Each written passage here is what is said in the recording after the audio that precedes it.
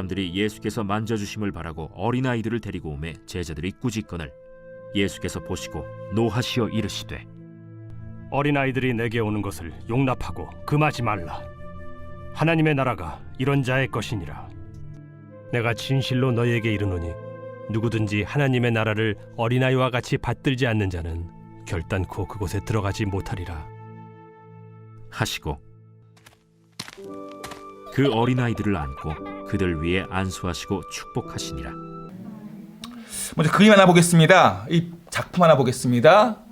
반고의 작품이에요. 첫 걸음이라는 작품이 첫 걸음. 아이가 지금 아빠를 향해 달려갈 준비를 첫 걸음을 때려 하는 그러한 그림이죠. 아빠는 아이를 안아주기 위해서 앉았습니다. 그 눈높이를 지금 맞춰준 것입니다. 아이는 아빠에게 가기 위한 첫 걸음을 떼고 있는 이 그림, 얼마나 정겨운 그림입니까? 아이와 엄마와 아빠가 함께 있는 이 그림보다 정말 따뜻한 그림 아니겠습니까? 이것이 바로 하늘 아버지께서 우리를 안아주시고 우리와 그런 관계를, 그런 정겹고 따뜻한 관계를 우리가 누리기를 원하시는 그런 그림의 모습이라고 볼 수 있겠습니다. 그리고 이러한 주님의 모습과 함께, 주님의 그 마음과 함께 이 땅에서도 우리 가정과 직장과 공동체가 이렇게 따뜻함과 정겨움이 있기를 원하신다는 것입니다. 오늘 우리가 어린아이의 속성을 통해서 우리에게 말씀하시는 하나님의 음성을 들으시고 예수님께서 어린아이에게 행하신 그 마음을 가지고 우리가 살아가는 은혜가 있기를 예수님 이름 축복합니다. 과거 어린아이는 여자와 마찬가지로 인권에 있어서 아주 소외 계층이었습니다. 성경에서도 술을 헤아릴 때 여자와 어린아이는 헤아리지 않았어요. 이처럼 소외 계층에 있는 어린아이들, 이것이 기존에 많은 어른들이 생각했던 관점이라면 그와는 달리, 과거의 그런 어른들의 관점과는 달리 아이들을 존중하면서 그 아이들이 인격 체험을 주장했던 오인할 사람이 있어요. 방정환이라는 사람. 소파 방정환. 5월 5일 이 어린이날을 제정하기 위해서 참으로 애쓴 분이십니다. 아이들도 인권이 있음을 주장하면서 정말 그 어린이날을 제정하기 위해서 땀 흘리고 삶을 들였던 분들입니다. 5월 5일 우리가 푸른 5월 이 맑은 햇살처럼 우리 아이들이 푸른 꿈을 가지고 힘껏 날아오르는 그러한 삶의 기대를 가지고 제정한 날입니다. 우리가 지금 어린이날 5월 5일 되면 그래서 나라에서도 많은 행사를 합니다. 근데 그 행사들이 정말 어린 아이를 위한 행사이기보다 이제는 많이 퇴색이 되어져서 보여주기식 그런 행사가 많아지고 있다는 것입니다. 어린아이를 위한 진정성, 그 본질을 찾기보다 그냥 사람들에게 보여주는 모습, 이러한 모습이 많아지고 있다는 것입니다. 반대로 요즘 아이들을 보게 되면 옛날 어린 아이들보다 좀 조숙해졌다고 할까요? 많이 좋은 말로 표현하면 어른스러워졌다고 할 수도 있겠지만 그런 어른스러움보다는 인터넷을 통해서 유튜브를 통해서 알아야 될 것 말고 알아서는 안 될 것조차도 알게 된다는 것입니다. 그런 말미암아 범죄 행위를 하는 그런 아이들의 연령이 낮아지고 있다는 거예요. 심지어는 범법 행위를 해도 자기들은 형벌을 받지 않는다는 그 촉법 소년이기 때문에 그것을 악용하는 일도 생기기도 합니다. 이러한 세상 속에서 어린이들에 대한 정말 기대와 그들의 어린 시절부터 푸름을 가지고 어린이의 기대함 속에서 제정했던 어린이 날과 같이 그런 마음을 가진 부분도 있지만 이제 갈수록 이 세상 가운데는 이렇게 악용하여서 어린이날 취지가 무식하게 안타까운 일들이 많이 일어나고 있다는 것입니다. 그러한 어린이날을 바라보면서 우리가 어떻게 하나님께서 이 어린이에 대해서 어떻게 이러한 험한 세상 속에서 그들을 인도해 가는가, 진리의 말씀이 성경 분명하게 말씀하고 있는 것이 있습니다. 잠언 22장 6절 말씀 보시면 이렇게 말씀하고 있습니다. 함께 읽겠습니다. 시작. 마땅히 행할 길을 아이에게 가르치라. 그러면 늙어도 그것을 떠나지 아니하리라. 예. 어린아이를 사랑하는 만큼 그 아이들에게 마땅히 행할 길을 가르치라 라고 진리의 말씀인 성경은 우리에게 확실하게 보여주고 있는 것입니다. 이 아이들이 바른 길을 걸어갈 수 있도록 해야 한다는 것입니다. 공부를 위해서, 대학을 위해서, 출세를 성공을 위해서 많은 것들을 아이에게 가르치고 있지만 정작 바른 길을 걸어가야 하는 그 부분에서 놓치고 있지는 않는가? 우리는 다시 한번 이 말씀 앞에 겸손히 우리의 모습을 돌아보셔야 한다는 것입니다. 정말 이 아이를 진심으로 사랑하는 그 마음, 방정환 선생님의 그 마음을 가지고 진리의 말씀 안에서 양육해야 한다는 것입니다. 그러할 때 가정과 이 나라와 이 세상이 아름답게 세워질 수 있다고 말씀하고 있는 것입니다.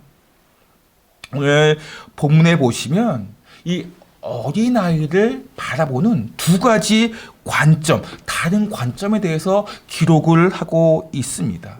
하나는 제자들이 바라보는 어린아이, 또 하나는 예수님께서 바라보는 어린아이. 그 당시에는 이 선생, 랍비, 선지자에게 아이들을 데려가서 축복받는 그러한 습관이 있었어요. 예수님께서는 사람을 살리시고 고치시고 오병이어의 기적을 일으킨 선생이요, 랍비요, 선지자였습니다. 그래서 사람들이 이 아이들을, 자기의 아이들을 예수님께 데려가려고 했습니다. 그 예수님께서 만지시면 이 아이가 총명해지고 이 아이가 건강해질 것이라는 그런 기대감을 가지고 이 부모들은 어린아이를 예수님께 데려간 것입니다. 그때 이 제자들은 그 사람들을 보고, 부모들을 보고 화를 냅니다. 꾸짖습니다. 왜 제자들이 어린아이, 자신의 자녀들을 예수님께 데려간 그 부모들을 꾸짖고 화를 낸 것일까요? 제자들이 바라보는 이 어린아이의 관점, 이 제자들이 바라보는 어린아이들은 예수님께 피해를 준다고 말하고 있는 거예요. 성가시게, 귀찮게, 예측 불가능한 아이들을 데리고 가면 예수님께서 가르치실 때 많은 방해가 될 것이다 라고 생각했기 때문에 이 어린아이를 데려오는 부모들을 꾸짖고 화를 낸 것입니다. 잘 분별함이 없기 때문에 장난치고 떠들고 그럴까봐, 그런 것이 예수님의 사역에 방해가 된다고 생각한 것입니다. 만약에 어린아이가 아닌 그 당시에 높은 관직에 있는 사람을 데려갔다면 아마 막지 않았을 것입니다. 어쩌면 자신들에게 또한 예수님에게도 유익하다고 생각하기 때문에 이러한 관점을 가지고 제자들이 어린아이를 대하였습니다. 그리고 데려오는 부모를 꾸짖고 화를 낸 것입니다. 그렇다면 예수님의 생각은 어떨까요? 제자들의 생각과 같을까요? 그렇지 않다는 것입니다. 어린아이들을 데려오는 그들에 대해서 꾸짖고 화내는 제자들에게 이렇게 말씀하십니다. 14절 말씀입니다. 시작. 예수께서 보시고 노하시어 이르시되 어린아이들이 내게 오는 것을 용납하고 금하지 말라. 하나님 나라가 이런 자의 것이니라. 아멘. 오늘 말씀 보시면 평소에 예수님께서 그렇게 행하신 적이 없는데 우리가 말씀을 읽다 보면 평소에 볼 수 없던 예수님의 모습을 볼 수가 있어요. 어떤 모습이요? 노하시어. 예수님께 성경을 읽다 보면 예수님께서 이렇게 노하시어라는 분이 있나? 이 말 노하시어라는 이 말씀이 우리가 개역 개정 말고 개역 한글 보시면 분이 여겨 이렇게 표현을 해요. 분이 여겨. 예수님께서 분이 여겨 노하시어. 이 표현은 우리가 이제 알고 있다는 표현이 알고 있는 장면이 있다면 성전에서 장사하는 장상꾼들을 뒤엎을 때 그때 왜 또 있나라고 생각할 정도로 이런 모습은 찾아볼 수가 없습니다. 예수님께서 노하시다. 이것은 예수님의 어떤 분노에 대한 감정 표현이 아닙니다. 막 눈에서 레이저가 나와서 화를 내고 그러한 표현이 아니에요. 이러한 감정, 노하시어에 대한 감정 표현을 통해서 제자들이 깨닫기를 원하시는 것입니다. 예수님께서 노하시어에 대한 이 감정 표현을 할 때 제자들이 무관심하여 이 노함에 대해서 생각이 없다고 생각해 보세요. 이것은 예수님을 사랑하는 모습이 아니에요. 정말 예수님을 사랑하고 존경한다면 예수님의 감정 표현에 대해서 민감하게 주의하여 받아들여야 합니다. 그런데 영적 깨달음이 없는 제자들은 아무 생각이 없습니다. 예수님의 이 감정 표현에 대해서 주의하지도 민감하게 반응하지도 않습니다. 예수님께서 이렇게 노하시어 분이 여겨라고 감정 표현을 하신 이유가 있어요. 이미 예수님께서 이 이야기가 처음 한 얘기가 아닙니다. 바로 앞에 9장에 보시면 이 이야기를 했어요. 9장 36절 37절 말씀 볼까요? 시작. 어린아이를 하나 데려다가 그들 가운데 세우시고 안으시며 제자들에게 이르시되 누구든지 내 이름으로 이런 어린아이 하나를 영접하면 곧 나를 영접함이요 누구든지 나를 영접하면 나를 영접함이 아니요 나를 보내신 이를 영접함이라. 아멘. 지금 9장 10장의 말씀의 배경은 이제 예수님께서 십자가의 길을 걸어가는 그런 과정 속에 있습니다. 얼마 남지 않았어요. 예수님 고민이 되죠. 십자가의 그 길을 걸어가야 하는 그 부분에 있어서 힘든 과정입니다. 그런데 제자들은 어떤 생각을 하고 있냐? 누가 크냐? 예수님께서 왕이 되시면 누가 예수님의 오른편에 앉고 왼편에 앉느냐? 누가 높냐? 그런 관심을 가지고 있다는 거예요. 그러한 생각을 하고 있는 제자들에게 참 제자의 길이 무엇인가 어린아이를 통해서 예수님께서 말씀하시는 거예요. 이런 어린아이, 그 당시 소외계층이 가장 작은 자입니다. 그런 어린아이를 내 이름으로 영접하는 그 자가 바로 큰 자이다 라고 말씀하고 있다는 거예요. 그런데 제자들은 영적 깨달음이 없어요. 그래서 9장에도 10장에도 이 제자들은 마음에 주님을 향한 마음보다 이 땅에서 내가 얼마나 높아지냐, 얼마나 크냐, 거기에 마음을 두고 있다는 것입니다. 그래서 예수님께서 노하시어 분이 여겨, 이것은 분노하는 감정 표현이 아니고 안타까워하는 마음이에요. 제자들의 이 무지함에 대해서 안타까워하는 마음이에요. 몇 번씩 가르쳤음에도 불구하고 깨닫지 못하는 이 제자들에 대해서 안타까워 여기는 마음이에요. 이 마음이 우리를 향한 아버지의 마음일 수도 있어요. 이거 얼마나 어리석은지, 얼마나 가르치고 들었음에도 불구하고 또 반복되어지는 이 땅의 것을 추구하고자 하는 그런 우리들의 마음에 대해서 안타까워하시는 마음이기도 합니다. 여러분이 오늘 이 말씀을 듣고 이런 안타까워하는 마음이 아니라 주님을 기쁘시게 하는 그러한 우리 모두가 되시기를 예수님 축복합니다. 예수님은 이 부모들이 어린아이를 데리고 오는 것에 대해서 용납하고 금하지 말라라고 말씀하시면서 이렇게 말씀하십니다. 어린아이를 받들지 않으면 결단코 그곳에 들어갈 수 없다. 15절 말씀 다시 한번 볼까요? 시작. 내가 진실로 너희에게 이르노니 누구든지 하나를 어린아이와 같이 받들지 않는 자는 결단코 그곳에 들어가지 못하리라 하시고, 충격적인 말 아니겠습니까? 이 작은 자, 이 소외당한 이 어린아이를 받들지 않으면, 받아들이지 않으면 천국에 들어갈 수 없다라고 하신다는 거예요. 예수님께서 이 어린아이를 어떤 관점으로 보시기에 이런 말씀을 하시는 것일까요? 예수님은 이 어린아이를 볼 때 세상 사람들이 알지 못하는, 깨닫지 못하는 다른 속성을 바라본 것입니다. 오늘 예수님께서 어린아이를 바라보는 두 가지 속성이 있습니다. 우리 첫 번째 볼까요? 함께 읽겠습니다. 시작. 기꺼이 의지하는 마음. 예. 어린아이가 부모를 기꺼이 의지하는 마음. 그 마음을 가지고 어린아이를 바라본 것입니다. 다시 말씀드리면 전적인 신뢰예요. 어린아이가 부모를 전적으로 신뢰하는 그러한 마음. 그러한 마음을 가지고 우리가 아버지 하나님을 바라보는 자에게 천국이 있을 것이다 라는 말씀입니다.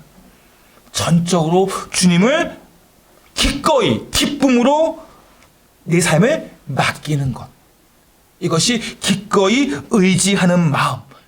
이러한 마음이 하나님의 나라에 필요한 속성, 어린아이의 속성이기도 하지만 이러한 마음을 가진 우리들의 마음이 되어야 함을 말씀하고 있는 것입니다.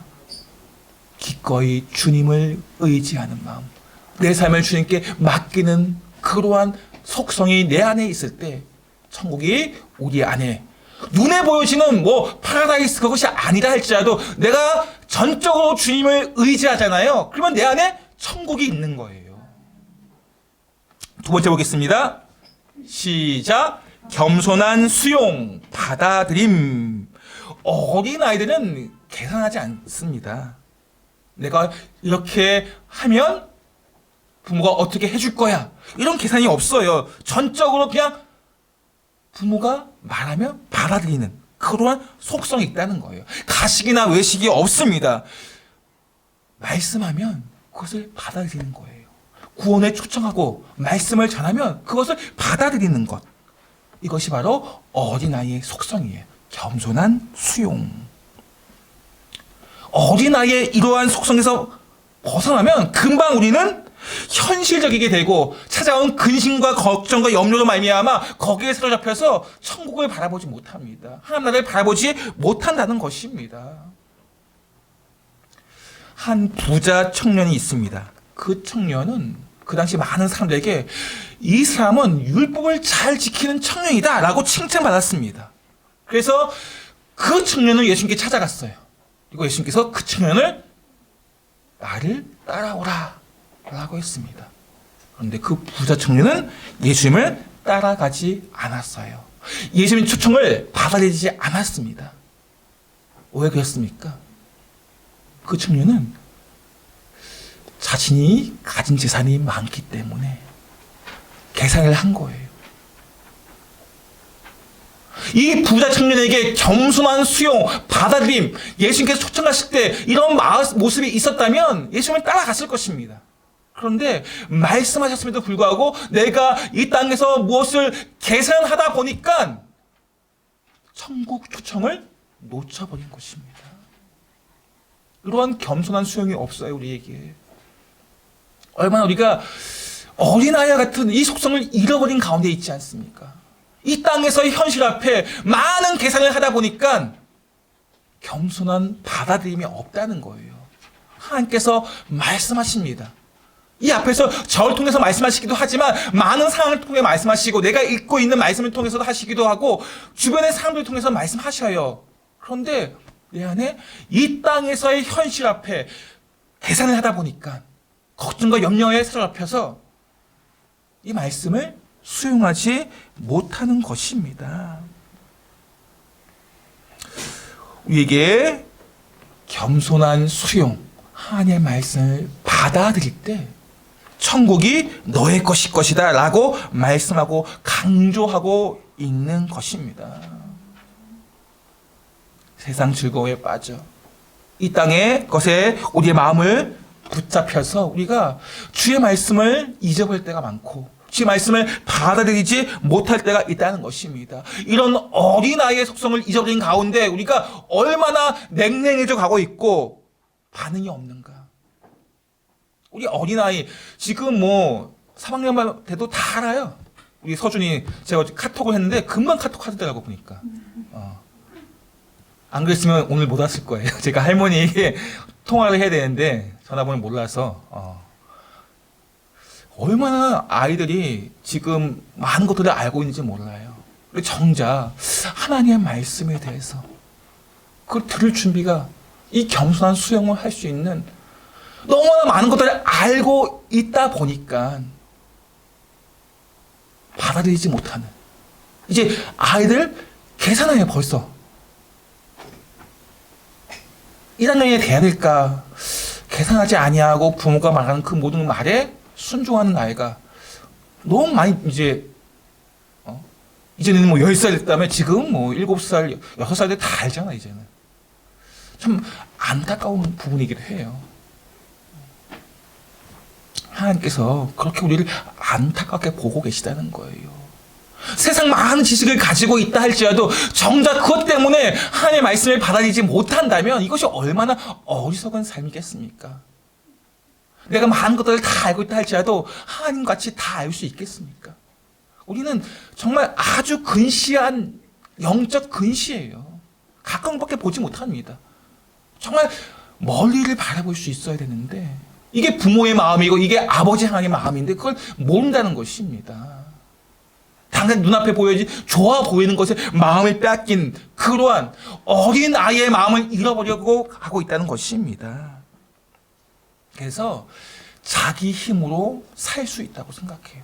자기의 능력으로 잘 살 수 있다고 생각합니다. 그런 면에서 우리가 이 땅에서 성공하고 좋은 대학, 좋은 직장 가는 것이 꼭 좋은 것만은 아니에요. 왜냐하면 내 힘으로 다 할 수 있기 때문에. 내 능력으로 다 할 수 있기 때문에. 내가 하나님을 의지하지 않아도 내가 형통하고 성공할 수 있다고 생각하기 때문에. 그러다 보니까 하나님을 의지하지 않고 찾지 않는다는 것입니다. 그런 면에서 잘되고 형통하고 성공하고 그거 다 좋은 것은 아니라는 것입니다. 물론 성공한 가운데 좋은 대학, 좋은 직장 가도 겸손하고 정말 말씀을 받아들이는 사람이 있죠. 그렇게 기도하셔야 돼요. 단지 아이들을 위해서 형통하고 성공하고 좋은 대학, 좋은 직장 가는 것에 대해서 기도해야겠지만 더 중요한 것은 그런 가운데서도 내가 우리 아이들이 겸손한 수용이 있게 달라고 기도하셔야 돼요. 말씀을 들을 때 어린아이 같이 받아들일 수 있게 달라고 기도하셔야 된다는 것입니다. 이러한 어린아이와 같은 마음을 가질 때 천국이 너희 안에 있을 것이다 라고 말씀하고 있는 것입니다. 사랑하는 성도 여러분, 하나님을 전적으로 의지하는, 기꺼이 의지하는 마음, 그리고 겸손한, 말씀을 들을 때 겸손히 수용하는 그런 마음을 가지시기를 바랍니다. 그런 마음을 사모하시기 바랍니다. 그런 어린아이와 같은 속성이 우리 안에 있어야 돼요. 어린아이는 부모가 있지 아니하면 하루도 살아갈 수 없는 게 어린아이예요. 그런 마음을 가지고 하나님 없이는 내가 살아갈 수 없습니다 라고 고백하고 나아가야 된다는 것입니다. 우리가 그런 고백 매일매일 하고 계신가요? 하나님, 난 하나님 없이는 단 하루도, 단 한 시간도 살아갈 수 없어요. 그게 얼마나 하나님이 기쁘시게 하는 마음인지 몰라요. 오늘 제자들이 안타깝게 말씀에 들었음에도 불구하고 깨닫지 못하는 이 제자들에 대해서 안타까워하는 주님의 마음, 그런 마음을 가지고 하나님께서 우리를 바라보지 않도록 기꺼이 주님을 의지하고, 그리고 말씀을 들을 때 겸손한 수용이 우리 안에 있기를 예수님을 축복합니다. 말씀을 맺도록 하겠습니다. 어린아이의 이 속성, 기꺼이 의지하는 마음과 겸손한 수용에 대해서 우리가 이제 그 마음을 가지고 살아간다면 예수님께서 어린아이에게 행하신 이 일을 우리도 하며 살아가야 돼요. 말씀 우리 16절 말씀 보겠습니다. 16절 말씀 한 절 더 넘겨서 16절 시작. 그 어린아이들을 안고 그들 위에 안수하시고 축복하시니라. 아멘. 예수님께서 그 어린아이들을 안고 그들 위에 안수하시고 축복하시니라. 어린아이들을 안는다는, 우리 첫 번째 그림 보셨잖아요. 이것은 그 뒤에 바치는 그런 의미가 있는데 바로 아이들의 눈높이로 간다는 거예요. 안아주기 위해서 예수님께서 앉으셨어요. 아버지가 앉으셨습니다. 그 아이들을 안아주시고 눈높이로 안아주시는 거예요. 눈높이로. 그리고 그들이 안수하신다는 건 친밀감을 의미해요. 친밀감. 그냥 성의 없이 아무 마음 없이 그게 아니라 정말 그 아이를 친밀감을 가지고 안수하시고, 그리고 그 아이들의 영원한 축복을 해주시는 그런 주님의 마음. 이 땅에서 가장 큰 복이 무엇입니까? 좋은 대학, 좋은 직장, 성공, 사람들이 부러워하는 것을 가지는 이 땅의 복, 그것은 곧 사라질 복이에요. 100년, 1000년 뒤에도 그것이 영원히 남아있을까요? 그렇지 않잖아요. 우리 주님께서는 영원한 구원의 복을 주시기를 원하신다는 것입니다. 우리 어린아이들 또한 우리 하나님께서 우리를 바라보시면서 우리를 안아주시기 원하시고 안수하기 원하시고 축복 주시기 원하시는 것이 아버지 하나님의 마음이에요. 오늘 이 시간 그거는 아버지 하나님의 마음, 이 주님의 마음을 품고 이제 어린 아이와 같은 작은 자, 소외당하는 자들 대해서 우리가 그렇게 그들을 안아주고 안수하고 신뢰감을 가지며 축복해 주어야 하는 사명이 있다는 것입니다. 오늘 이 두 가지 어린아이의 속성을 기억하시고 주님께서 행하신 이 안고 안수하고 축복의 그 사명을 우리가 내 주변의 작은 자, 소외당하는 자를 향해서 나아갈 수 있는 그러한 우리의 삶이 되시기를 예수님 축복합니다.